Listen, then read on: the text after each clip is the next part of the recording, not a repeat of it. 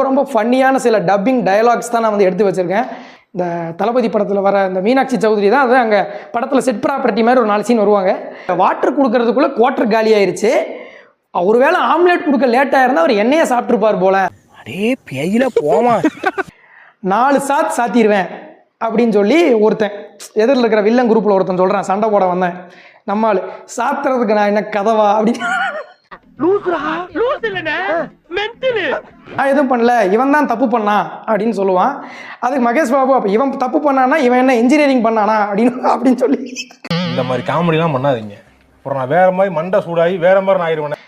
அவ்வளோ அறிவு இருந்தா கிம்ஸ் நிம்ஸ் மாதிரி குண்டூர்ல கும்ஸ்னு ஒரு ஹாஸ்பிட்டல் வச்சு பொழைக்க மாட்டேனான்னு ஒரு டைலாக்.